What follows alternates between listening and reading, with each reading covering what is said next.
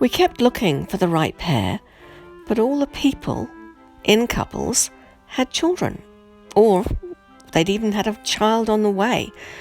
One day we returned to where the original two were located, where we'd originally found them, and there they were. They must have gone every day to see if we came back. There was no one around in hiding, so at last they got to return with us to the garden. As a side note, we found out later that there was a medical reason that they had no babies, but it was something that was very easy for us to fix, and of course we did. Later, when they were returned. Anyway, Oran was pleased. He thought that he had it all organised for their comfort, and also that he'd had it organised in a way that he thought that they could do no harm. They were told that they could go anywhere and do anything, but they must not touch the special plants at the top of the hill. The plants, they were visible to them, but obviously clearly fenced off, and so they should not have been able to access them anyway. They were given a part of the building to hang out in, and it had been set up with everything that they would need. Oran showed them how to use the machines that provided food. They could also eat the fruit in the garden if they wished. They were shown how to bathe, and they were given beautiful clothes to wear if they wished. There was also a lake, or a large pond really, within the garden where they could swim. If they needed to talk to him, they had a device so that they could get in touch with him, that was located in their room. And most importantly, they were shown how to use the devices for education. This was something that Oran really wanted them to do. It was made clear to them that it was, sort of optional, but it would really benefit them greatly when they returned to their group. They showed little or no interest in learning initially, but they enjoyed the food and the freedom and the lifestyle that was provided. Either Oran or I would go regularly to check on them.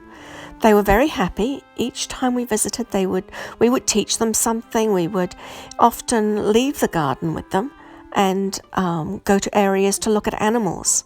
It was important to Oran that they felt a great love for animals.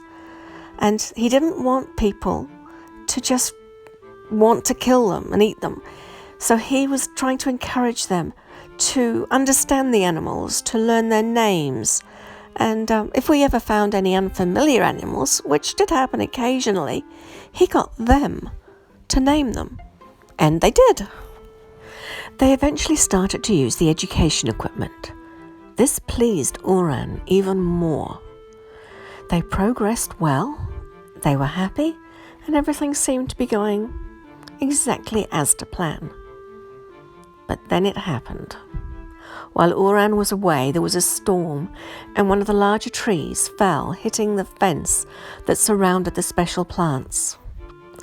Once the two had noticed this, they immediately contacted Oran. The special plants were not damaged, but our two guests did what he specifically told them not to.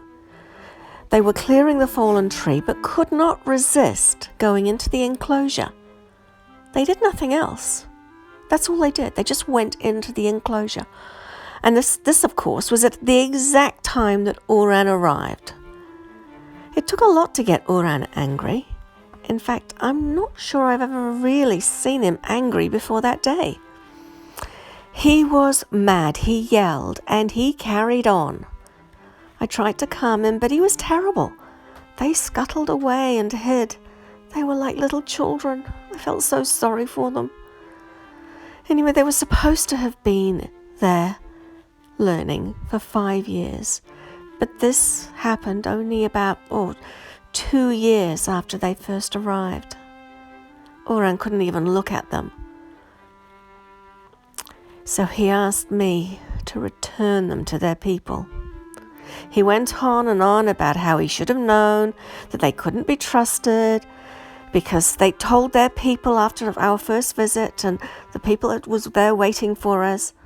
But I disagreed with him. They'd come back every day to find us. I did as Uran asked. I went to a location near to where their people lived, and I prepared for them a cave as a house with a bed, and I planted suitable food-bearing plants for them. When I took them there, I showed them and I left them with a small device that they could use to contact me if they wished. And I showed them where they could find their people, and then I left them. But I did go back every day in secret to check on them. For a whole week they cried. It was so sad, and they acted so strangely in their sadness, putting dung in their hair and sitting for hours in a cold stream.